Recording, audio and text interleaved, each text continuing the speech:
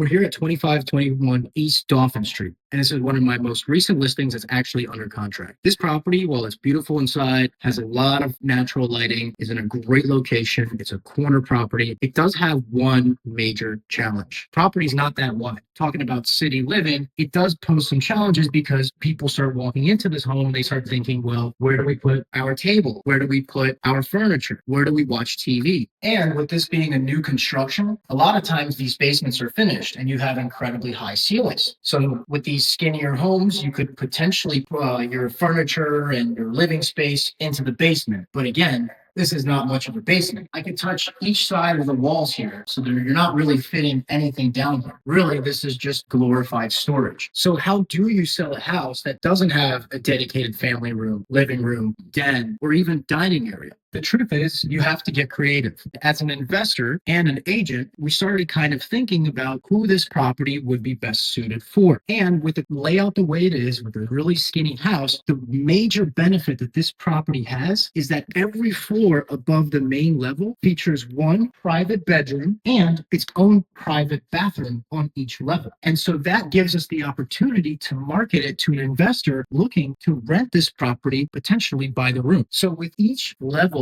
rented out individually, you now have an investment property that has 3 separate tenants generating you better income. So we took what was a disadvantage to this property and turned it into our advantage. And the benefit of having each floor with its own full private bathroom, now the landlord can utilize this as a private space per floor, advertising it as rent by the room if it's allowed in the local provision or the municipality, or even a midterm rental stay where people can stay for 30 to 60 days or whatever that might be. So for example, this upper suite space here, while it is a dedicated level, it also has access to a rooftop deck. So a landlord looking to rent this space out by the room can offer this level as a potential premium. So this is how we were able to get this property under contract. We were able to find and target the right buyer by advertising this property for its maximum potential.